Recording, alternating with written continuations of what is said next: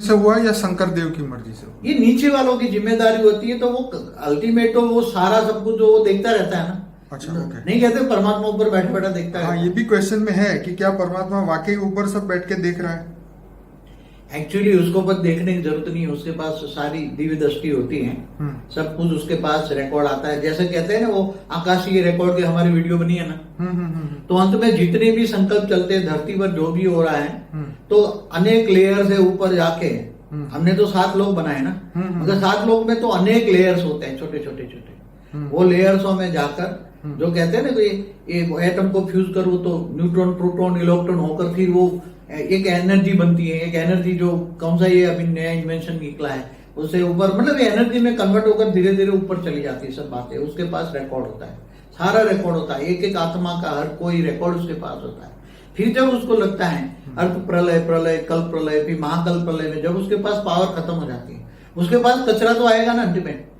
जो रचना रचता है, जो रचयिता है, उसके बाद नेगेटिविटी तो मनुष्य तो उनकी डायरेक्ट रचना नहीं हुई ना परमात्मा की। मनुष्य तो रचना की रचना की रचना की रचना है।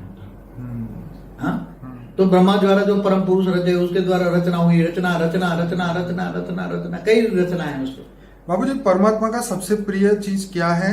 वो क्या चाहते हैं परमात्मा? परमात्मा देखो हमेशा परमात्मा निराकार शिव के बारे में बोला है, शंकर के बारे में नहीं। समझ में आया? शंकर तो असुरों का देवता है, भूत प्रेतों का देवता है। क्या? ठीक है। शंकर कौन है? महादेव, हिमालय में रहता है, भूत प्रेतों का देवता है, असुरों का देवता है। और विष्णु देवताओं का देवता है। तो ये जो निराकार शिव के लिए कहा गया है वो सत्यम शिवम सुंदरम होता है। वो सत्यम भी है, मतलब सत्य है, शिवम भी है और सुंदरम भी है। समय आने पर वो पावर खत्म हो जाती है। तो एक मिनट थोड़ा रखना कि जब समय आने पर जब उसको लगता है कि अब बहुत दुनिया अब नहीं चल सकती, मेरे अंदर भी पावर नहीं है चलाने का, ठीक है, तब शिव सूर्य में प्रेस करके काल अग्नि पैदा करके पूरे ब्रह्मांड को जलाकर खत्म कर देता है। ऐसी तरह महाशिव की भी बात बताओ। महाशिव भी संकल्पों द्वारा अनंत कोटि अनंत अनंत शिव संकल्प मात्र से बना देता है, और शिव के द्वारा अनंत कोटि ब्रह्मांड बनाता है। तो महाशिव भी जब उसके अंदर पावर खत्म हो जाती है, वो भी महाशिव भी महाशक्ति द्वारा अनंत कोटि ब्रह्मांडों को कंट्रोल करता है। तो जैसे यहाँ ब्रह्मा की 100 साल, समय भी देखो, समय कब तक चला था, समय को देखना पड़ेगा। जैसे मैं यही पूछने वाला था कि परमात्मा की नेक्स्ट ड्यूटी क्या है? अभी जैसे महाशिव की ड्यूटी क्या है? अनंत कोटि जो ब्रह्मांडों को चलाना। महाशिव की ड्यूटी क्या है? अनंत कोटि ब्रह्मांडों को चलाना। ठीक है। मगर जब महाशिव में भी पावर खत्म हो जाता है और बीच में सेंटर पॉइंट में जहां महापरम धाम में वो रहता है निराकार, तो उसके अंदर सब कचरा जमा हो जाता है। तब महाशिव महाकाल बन के अनंत कोटि ब्रह्मांडों को अपने रोम रोम में समा लेता है। मगर उस समय का गैप कितना है? जैसे ब्रह्मांड की आयु ब्रह्मा का 100 साल है, और ब्रह्मा की धरती पर एक दिन बराबर धरती पर 4 अरब 32 करोड़ साल है, इतनी रात होती है। तो अब महाशिव की एक पल बराबर प्रतिपल अनंत आनंद ब्रह्मांड बनते बिगड़ते हैं। तो महाशिव की एक पल बराबर ब्रह्मा का 100 साल होता है। तो समझो कि महाशिव की 1000 साल की आयु गिनो, समझो तो ये गैलेक्सी की आयु आप निकाल सकते हैं, गैलेक्सी की आयु कितनी होगी। ऐसी तरह परम महाशिव की बात करते हैं। परम महाशिव भी समझो कि उनकी ड्यूटी क्या है? परम महाशिव भी सेंटर पॉइंट में रहकर पहले जब बनाया 16 कला का यूनिवर्स बना था, 16 कला का, तब उसने जब 16 कला का यूनिवर्स बना था, फिर धीरे धीरे गिरते 0 कला में आ गया। तो वो सेंटर पॉइंट में रहकर वो पूरे परम महाशक्तियों के द्वारा परम महाविष्णु, परम महाब्रह्मा, परम महाइंद्र जैसी आत्माओं करके वो खरबों गैलेक्सियों को कंट्रोल करवाता है। किसके द्वारा? परम महाशक्तियों के द्वारा, परम महाशक्तियों के द्वारा। तो वो उसकी ड्यूटी क्या है? गैलेक्सियों को चलाने के लिए परम महाशक्तियां जब जब भी गैलेक्सी के मालिक माना महाशिव के पास पावर खत्म हो जाती है, समझ में आए, जब वो गैलेक्सी वाइंड अप कर लेते हैं, समझ में आए, जैसे शिव के पास पावर खत्म हो जाती है तो अपने रचयिता बाप के पास जाएगा और वहां से पावर भरेगा, फिर उसकी आत्मा में पावर आएगी तब दोबारा वो सर्जन करेगा। तो ब्रह्मांडों का सर्जन विसर्जन होता रहता है ना। तो मतलब परमात्मा का राज सिर्फ पृथ्वी पर नहीं है, समस्त जगह पे। तो मल्टीवर्स तक तो समझो ना पहले, उससे तो वो बेहद वो परमात्मा ऑलमाइटी ऑथोरिटी तो बेहद की कला का ब्रह्मांड है। तो परम महाशिव भी जो अनंत समझना पड़ेगा ना ये सब, आगे समझो तब मल्टीवर्स तो समझो। तो परम महाशिव माना यूनिवर्स का मालिक, वो भी खरबों गैलेक्सियों को चलाने के लिए, फिर जब गैलेक्सियों में जब महाशिव महाकाल बन के पूरे वाइंड अप करता है गैलेक्सियों को, तब वो परम महाशिव के पास जाता है, वो पावर बढ़ता है। मगर ऐसी तरह परम महाशिव की भी पावर डाउन हो जाती है। जब परम महाशिव की पावर डाउन आती है तब परम महाशिव भी यूनिवर्स को वाइंड अप कर लेता है। अब समझ में, यूनिवर्स भी वाइंड अप हो जाता है, कई बार यूनिवर्स वाइंड अप होता है। ऐसी तरह ग्रेट यूनिवर्स में खरबों यूनिवर्स है, तो ग्रेट यूनिवर्स का मालिक परम महाशिव, वो भी सेंटर पॉइंट में रहकर वो सबको कंट्रोल करता है। फिर समय आने पर उसके पास पावर खत्म हो जाता है। तो ऐसी तरह ग्रेट यूनिवर्स, पूरे मल्टीवर्स में कई ग्रेट यूनिवर्स हैं। तो जैसे मल्टीवर्स का मालिक भी जब समय आने पर जब उसके पास पावर खत्म हो जाती है तब वो भी पूरे मल्टीवर्स को वाइंड अप कर लेता है। मगर हमारा ही एक मल्टीवर्स ऐसा है कि जिसके अंदर मृत्युलोक है, मृत्युलोक माना 5 तत्वों की दुनिया, और पर दूसरे मल्टीवर्स जो है ग्रेट मल्टीवर्स में, वहां दूसरे कोई भी मल्टीवर्स में ऐसी हालत नहीं है। वहां परम तत्वों की दुनिया है, जब से सर्जन हुआ तब से अमरलोक है, कभी विसर्जन नहीं हुआ दूसरे मल्टीवर्स में।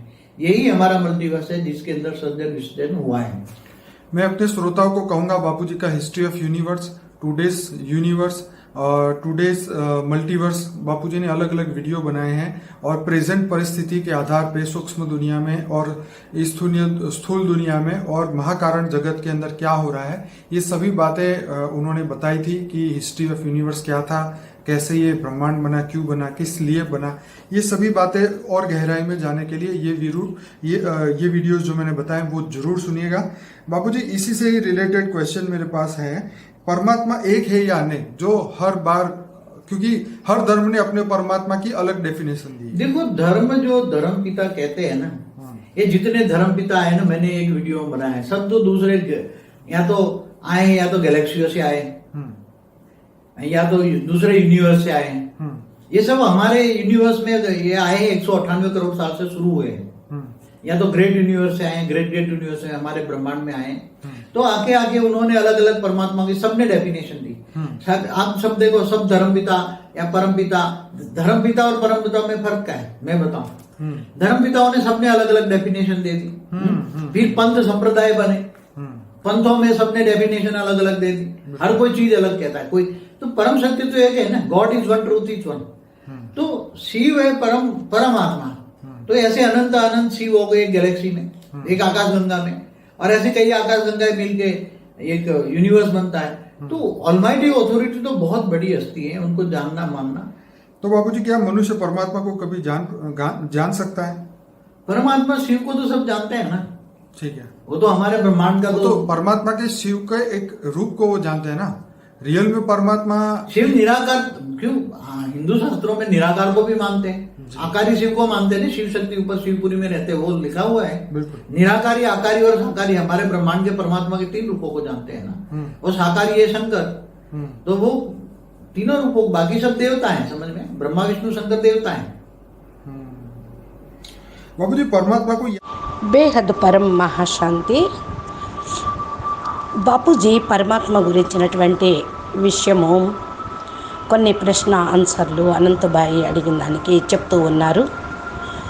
నిన్న టాపిక్లో సత్యత్రేత ద్వాపర కలియుగాలు పూర్తవటంతో, అనగా 43,20,000 సంవత్సరాలు పూర్తవటంతో అర్ధ ప్రళయము జరిపిస్తాడు, తర్వాత ప్రళయము జరిపిస్తారు అని బాపూజీ చెప్తూ ఉంటే అనంతబాయి అంటున్నారు, మళ్ళా అడుగుతున్నారు, బాపూజీ మరి ఈ పరమాత్మని యొక్క మర్జీ అంటే ఆయన ఇష్ట ప్రకారమే జరుగుతుందా, లేక ఈ ప్రళయము అర్ధ ప్రళయము శంకర్ మహాదేవి యొక్క ఇష్టానుసారంగా జరుగుతుందా అని అడుగుతూ ఉన్నారు. దీనికి బాపూజీ ఉంటూ ఉన్నారు, అంటున్నారు, క్రింద ఉన్నటువంటి వాళ్ళ యొక్క బాధ్యత అనేది ఏమీ ఉండదు. ఇక్కడ మొత్తం కూడా పైనుండి అల్టిమేట్గా అన్నీ కూడా చూస్తూ ఉంటారు శివుడు. లేకపోతే చాలామంది అంటారు చూడండి, పరమాత్మ పైనుండి కూర్చొని ఏం చేస్తూ ఉంటారు అని అందరూ అంటూ ఉంటారు కదా. అంటూ అనంతబాయి కూడా అంటున్నారు, ఇదే క్వశ్చన్ చాలామంది అడుగుతూ ఉంటారు, పరమాత్మ పైన కూర్చొని అన్నీ చూస్తూ ఉంటారా అని కూడా. యాక్చువల్లీ పైన ఉండి చూడాల్సిన అవసరం ఆయనకి లేదు. ఆయన దివ్య దృష్టితో ఉంటే అన్నీ కనిపిస్తూనే ఉంటాయి. ఆయన దగ్గర కింద నుండి అన్ని యొక్క రికార్డింగ్స్ వెళ్ళిపోతూ ఉంటాయి. చెప్తారు కదా యాస్ట్రల్ రికార్డ్స్ అని చెప్తూ ఉన్నారు. మనం కూడా ఒక వీడియోలో చక్కగా దాని గురించి వివరణ ఇవ్వటం కూడా జరిగింది అంటున్నారు బాపూజీ. అంతిమంలో మరి ఎన్నైతే సంకల్పాలు చేస్తూ ఉంటారో ఈ భూమి మీద ఇవన్నీ కూడా మరి లేయర్స్ దాటుకొని వెళ్తూ ఉంటాయి. మనం కూడా చెప్పాం కదా, భూమికి పైన 7 లోకాలు ఉన్నాయి అంటే చాలా అనేక లేయర్స్ ఉన్నాయి, చిన్న చిన్న లేయర్స్. ఈ లేయర్స్ గుండా వెళ్ళిపోవటం జరుగుతుంది. అది ఒక్కొక్క యాటంలో మరి ఏ విధంగా న్యూట్రాన్స్, ఎలక్ట్రాన్స్, ప్రోటాన్స్, న్యూక్లియస్ ఇవన్నీ ఉంటాయని ఎలా చెప్తూ ఉంటారో, ఇది ఎనర్జీ కింద తయారవుతూ ఉంటుందో, అది ఎలాంటి ఎనర్జీనో ఇప్పుడు అందరూ కూడా తెలుసుకున్నారు. దీని గురించి కొత్త ఇన్వెన్షన్ కూడా బయట పెడుతూ ఉన్నారు. కానీ ఎనర్జీ కన్వర్ట్ మ్యాటర్ కింద అయిపోయింది. ఇప్పుడు మ్యాటర్ అంతా కూడా ఎనర్జీలోకి కన్వర్ట్ అవుతుంది, నెమ్మదిగా వెళ్ళిపోతూ ఉంటుంది. ఇవన్నీ కూడా రికార్డింగ్స్. ఈ రికార్డ్స్ పైన అనేది వెళ్ళిపోతూ ఉంటాయి. ఒక్కొక్క ఆత్మ యొక్క రికార్డు ఒక్కొక్కళ్ళ దగ్గర ఉంటూనే ఉంటుంది. వాళ్ళకు తెలియదు. అర్ధ ప్రళయము, కల్ప ప్రళయం, మహాకల్ప ప్రళయము, ప్రళయాల్లో కూడా మరి పవర్ ఖతం అవ్వటం వల్లనే జరుగుతూ ఉంటుంది. అల్టిమేట్గా ఎవరైతే రచన చేశారో ఆ రచయితే దాన్ని సమాప్తం చేయాలి. వారి దగ్గరికే నెగిటివ్ అంతా కూడా వచ్చేస్తూ ఉంటుంది అని బాపూజీ అంటున్నారు. అనంతభాయ్ అడుగుతున్నారు, బాపూజీ మానవులు యొక్క మరి డైరెక్ట్ వారి యొక్క రచన అయితే కాదు కదా, పరమాత్మని యొక్క రచన కాదు కదా. ఆయన బ్రహ్మ విష్ణు శంకర్ల రచన చేస్తే బ్రహ్మ ద్వారా రచన జరిగింది. మరి ఈ మానవులు పరమాత్మని యొక్క రచన, నిరాకారి శివుడు యొక్క రచన కాదు కదా అని అడుగుతున్నారు. బాపూజీ అంటూ ఉన్నారు సమాధానం, మానవుల యొక్క రచన చేయటం అనేది రచన అయ్యారు మానవులు. బ్రహ్మదేవుడు ద్వారా పరమ పురుషుని రచన చేస్తే వారి ద్వారా దేవతల రచన జరిగింది. దేవతల నుండి మళ్ళా మానవులు అంటే మనువు సృష్టి జరిగింది. మనువు ద్వారా మానవుల సృష్టి అనేది జరిగింది అంటూ ఉంటే అనంతభాయ్ అడుగుతున్నారు, బాపూజీ పరమాత్మకు అందరికంటే ప్రియమైన వస్తువు ఏమిటి, ఆయన ఏం కోరుకుంటున్నాడు అని. దానికి బాపూజీ చెప్తూ ఉన్నారు, హమేషా అంటే సదా నిరాకారి శివుడు గురించే మనం మాట్లాడుకుంటూ ఉన్నాం, శంకరుడు గురించి మాట్లాడటం లేదు. అంటే మీకు అర్థమైపోయి ఉండాలి, శంకరుడు అసురుల యొక్క దేవత, భూత ప్రేతాల యొక్క దేవత. శంకరుడు ఎవరు?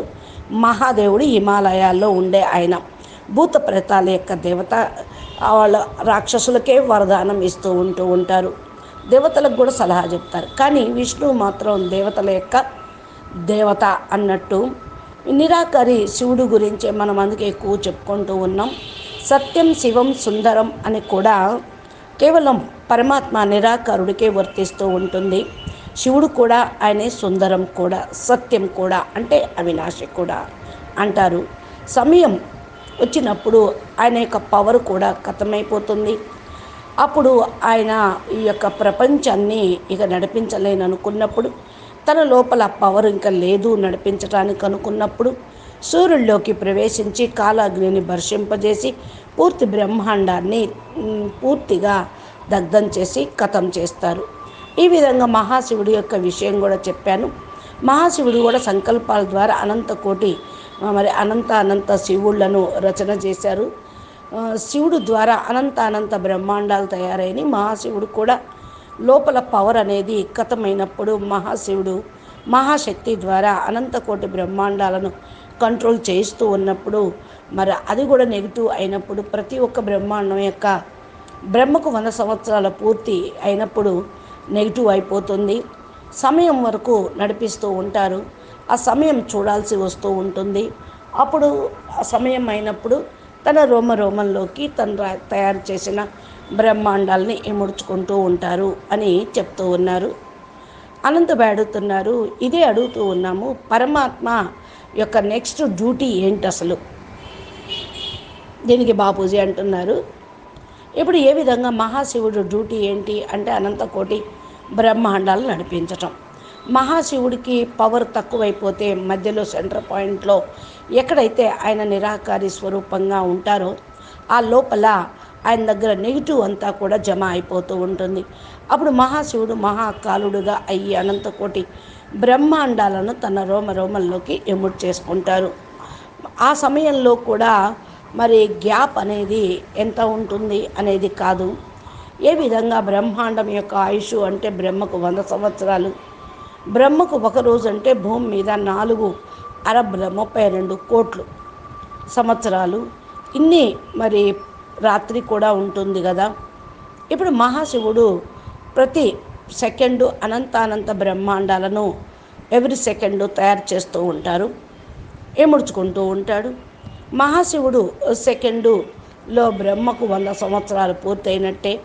మహాశివుడు 1000 సంవత్సరాల ఆయుష్ ఉంటే మరి ఎన్ని బ్రహ్మాండాలు తయారై విలీనమైనయో మరి ఆలోచించుకోండి. గెలాక్సీ యొక్క ఆయుష్ ఎంత ఉంటుంది అనేది కూడా చెప్పలేము. ఈ విధంగా మహాశివుడి యొక్క విషయం చేస్తే పరం మహాశివుడి యొక్క విషయం కూడా ఆయన డ్యూటీ కూడా ఇంతే. పరం మహాశివుడు సెంటర్ పాయింట్లో ఉంటారు. ఫస్టే ఎప్పుడైతే తయారు చేసే ఉంటుంది 16 కళల యూనివర్సు అని ఫస్ట్ చెప్పడం జరిగింది. ఈ 16 కళల యూనివర్సును నెమ్మదిగా రచన చేసి 0 కళలోకి వచ్చేసింది. ఆ సెంటర్ పాయింట్లో ఉన్న పరం మహాశివుడి ద్వారా పరం మహావిష్ణువు, పరం మహాబ్రహ్మ, పరం మహా ఇంద్రుడు లాంటి ఆత్మలను కరబోం గెలాక్సీలను కంట్రోల్ చేయిస్తూ ఉన్నాడు. ఈయన ద్వారా పరం మహాశక్తులు కూడా రచన జరిగింది. ఈ పరం మహాశక్తులకు కూడా డ్యూటీ ఏమిటి అంటే గెలాక్సీలను నడిపించటమే పరం మహాశక్తుల యొక్క డ్యూటీ. ఎప్పుడెప్పుడైతే గెలాక్సీ యొక్క మాలిక్ మహాశివుడి దగ్గర పవర్ ఖతం అయిపోతుందో అప్పుడు గెలాక్సీని కూడా వైండప్ చేసుకోవటం అనేది జరుగుతుంది. ఏ విధంగా శివుడి దగ్గర పవర్ ఖతం అయిపోతుందో తన యొక్క రచయిత బాపు దగ్గరకి వెళ్ళిపోతూనే ఉంటాడు. అక్కడ నుండి పవర్ నింపుకోవటం అంటే ఆత్మలో పవర్ తీసుకోవటం, తర్వాత మరలా సర్జన చేయటం రెండోసారి జరుగుతూ ఉంది. ఇలా బ్రహ్మాండాల యొక్క సర్జన విసర్జన జరుగుతూనే ఉంటుంది. ఇంకా అనంతబాయ్ అడుగుతూ ఉన్నారు, బాపూజీ పరమాత్మ యొక్క రహస్యం కేవలం పృథ్వీ మీదే కాదు కదా, సమస్త ప్రదేశాల్లో కూడా అన్ని చోట్ల ఉంది కదా అని అంటూ ఉన్నారు. మల్టీవర్స్ వరకు కూడా ఉందని అనుకోండి. ఆల్మైటీ అథారిటీ బేహద్ కళా బ్రహ్మాండము గురించి కూడా మీకు చెప్పాల్సి వచ్చింది. మల్టీవర్స్ వరకు ఇప్పుడు అర్థం చేసుకోండి. పరమశివుడు అంటే మరి యూనివర్స్ మాలిక్ అయితే ఇక్కడ కోటాను కోట్ల బిలియన్ల గెలాక్సీలు నడిపించేవాడు పరం మహాశివుడు. మరి గెలాక్సీలు మహాశివుడు మహాకారుడై వైండప్ చేసుకున్నప్పుడు పరం మహాశివుడి దగ్గరికి వెళ్ళిపోతారు పవరు నింపుకోవటానికి. ఈ విధంగా పరం మహాశివుడు పవర్ కూడా ఖతమైతే ఆయన యొక్క రచయిత అయినటువంటి ఆయన దగ్గరికి వెళ్ళాలి అంటే ఈయన రచనని పూర్తిగా ఎముడ్చుకోవాలి. పవర్ డౌన్ అవుతూ ఉంటుంది పరం మహాశివుడిది కూడా. పరం మహాశివుడు యూనివర్స్ని వైండప్ చేసుకుంటూ ఉంటారు. యూనివర్స్ కూడా వైండప్ అయినప్పుడు మరి పూర్తిగా G1లోకి వెళ్ళిపోవటం జరుగుతుంది. పరం మహాశివుడు గ్రేట్ యూనివర్స్, మళ్ళీ గ్రేట్ యూనివర్స్ కూడా అనంత మిలియన్ ట్రిలియన్లు యూనివర్స్ దాంట్లో ఉంటాయి. ఒక గ్రేట్ యూనివర్స్ మాలిక్ పరం మహాశివుడు. ఈయన కూడా సెంటర్ పాయింట్లో ఉంటారు, కంట్రోల్ చేస్తూ ఉంటారు. ఇదే పరమాత్మని యొక్క డ్యూటీ.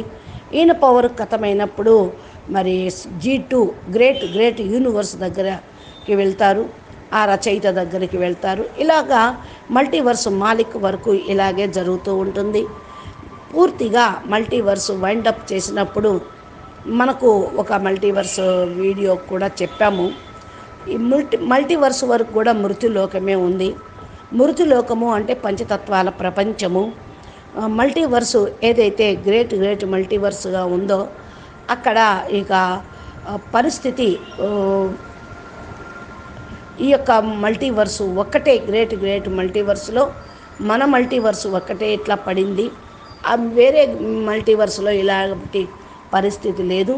అక్కడంతా పరమతత్వాల ప్రపంచం ఉంది. ఎప్పుడైతే సర్జన జరిగిందో అప్పటి నుంచి అది అమరలోకంగానే ఉంది. విసర్జన జరగలేదు, వేరే మల్టీవర్సు అంటూ ఉన్నారు.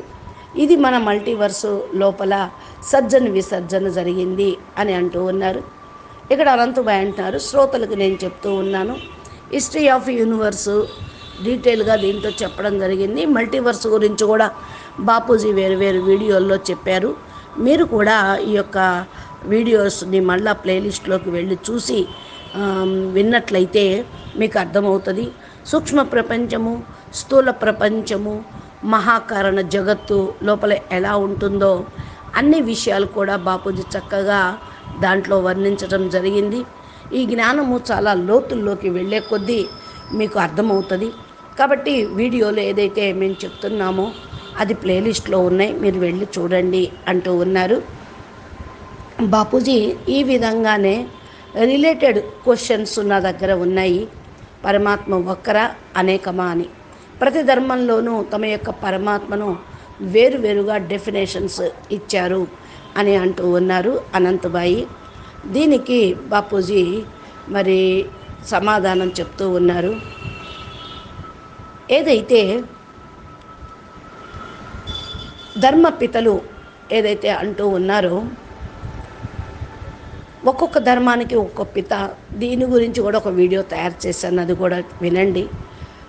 గెలాక్సీల నుంచి వచ్చినటువంటి వాళ్ళు, కొంతమంది యూనివర్స్ నుండి వచ్చిన వాళ్ళు అని చెప్పాను.